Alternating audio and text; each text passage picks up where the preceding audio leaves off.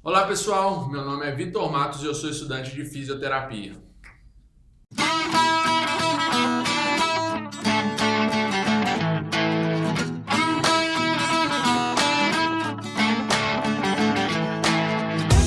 Pessoal, hoje nós vamos falar sobre canais iônicos e gradiente eletroquímico, tá certo? Conteúdos esses que estão dentro da neurofisiologia, tudo bem? Pessoal, antes que a gente comece, a gente precisa conhecer alguns conceitos que vão nos ajudar a passar por essa aula. A primeira coisa é o que é um íon, tá certo? E um íon, pessoal, é um átomo que pode estar carregado com carga positiva ou com carga negativa, tá certo? Um íon que está carregado com carga positiva denomina-se cátion e um íon carregado com carga negativa, ânion, tá bom? Beleza, vem pra cá. Galera, canais iônicos.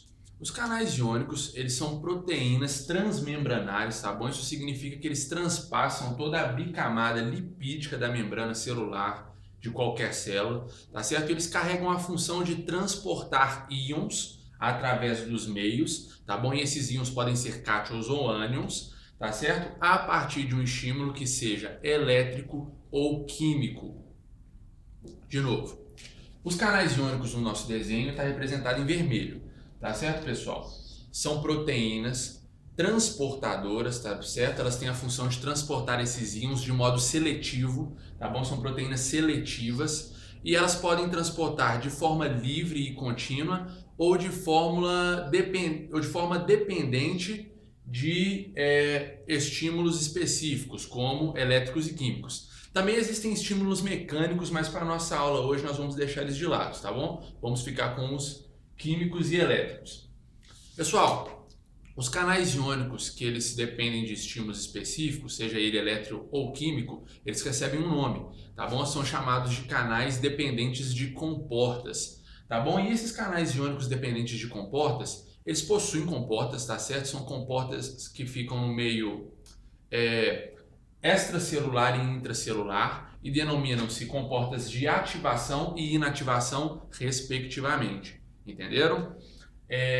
E também tem um outro tipo de canal iônico que eles deixam passar esses íons de forma contínua, tá? Eles são chamados de canais abertos, tá certo? Esses não dependem de estímulo algum.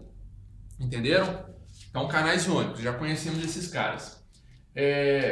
Pessoal, como funcionam esses canais iônicos, né? O meu objetivo na aula hoje é mostrar para vocês como que esses canais funcionam, tá certo? Até o final da aula a gente tem que estar sabendo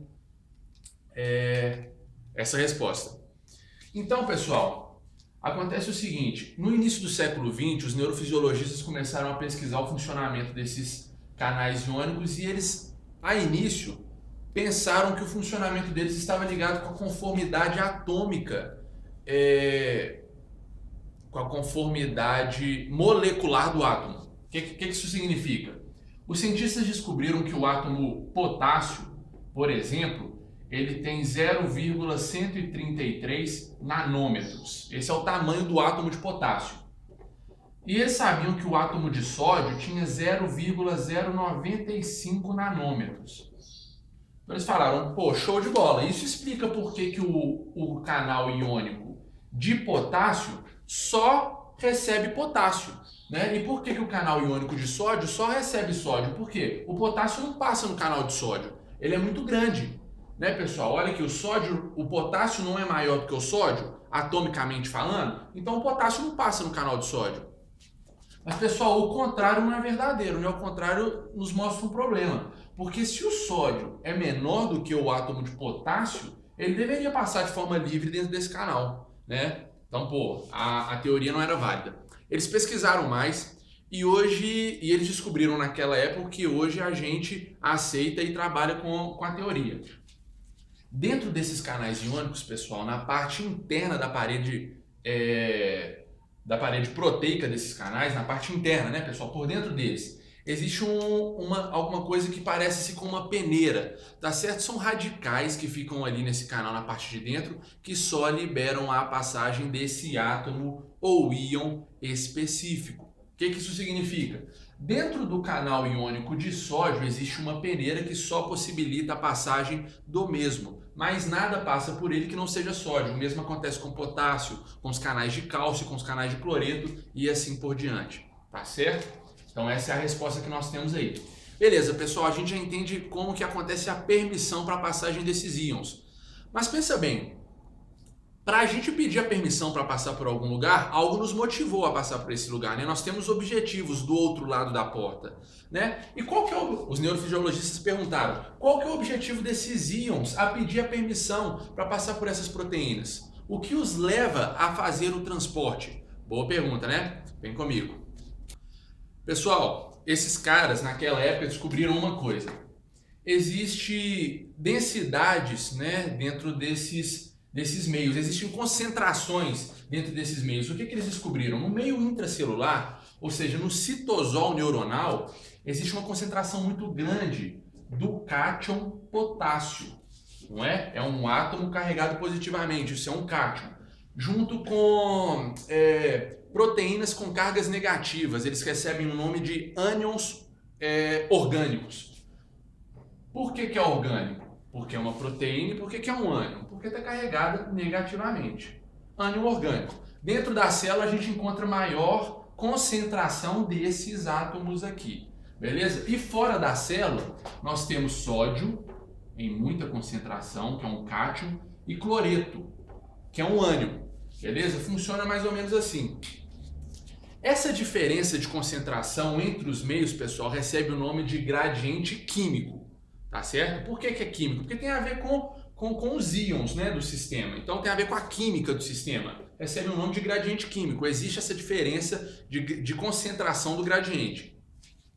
Continuando a pesquisa, eles descobriram que também existe uma diferença elétrica entre esses meios. O que isso significa? Dentro do neurônio, pessoal, predomina a carga negativa. O meio dentro da célula é negativo.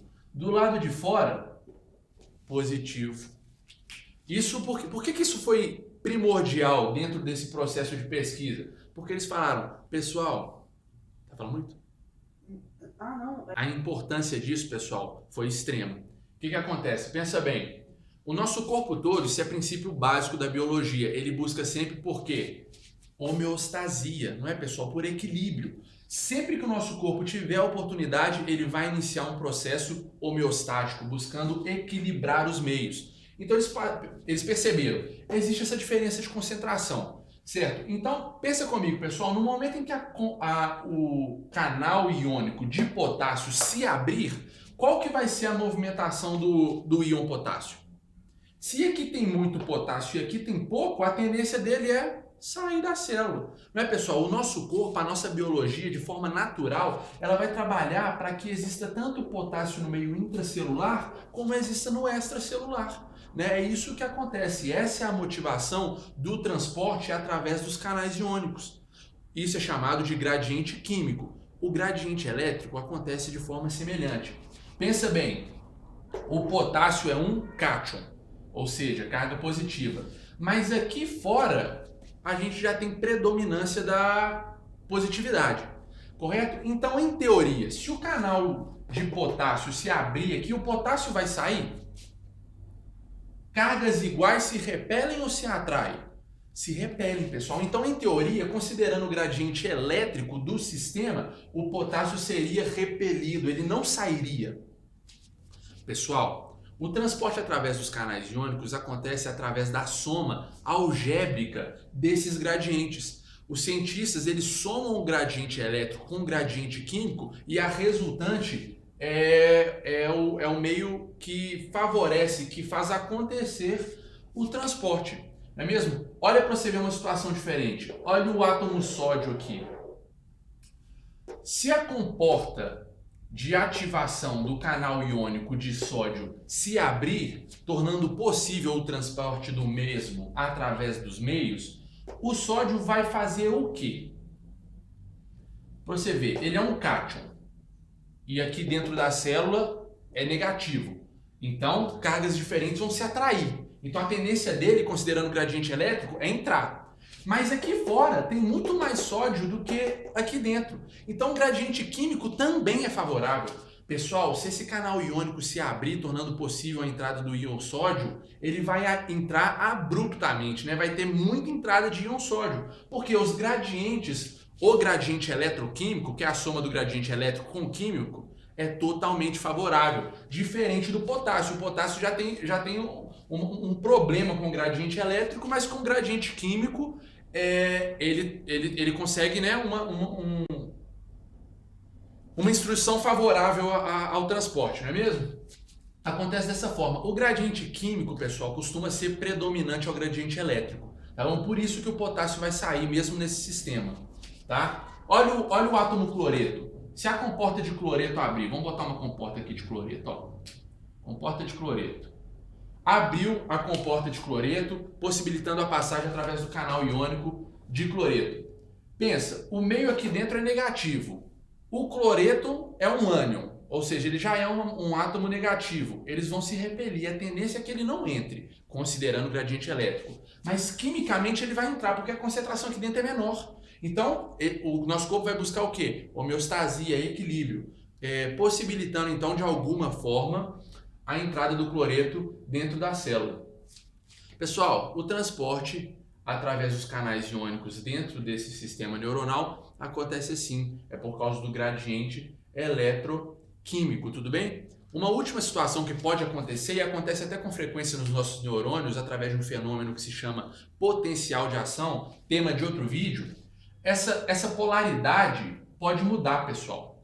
Aqui o meio interno do neurônio que é positivo pode tornar-se negativo. Aí vai mudar todo o sistema. Por exemplo, aí o cloreto já vai ter uma entrada abrupta do cloreto, se fosse o caso, né, dentro desse exemplo. Por quê? O gradiente elétrico é favorável, o gradiente químico é favorável, já ia mudar a situação do sódio, porque aí o gradiente elétrico seria desfavorável, né? Entenderam, pessoal? Dessa maneira acontece esse transporte, tá bom? Pessoal, acho que as ideias principais foram abordadas no vídeo, tá bom? Se ficou alguma dúvida, comentem, né? Eu vou fazer o possível para solucioná-las e não deixem de curtir o vídeo, tá certo? Bom, a gente se vê na próxima aula. Valeu, até mais!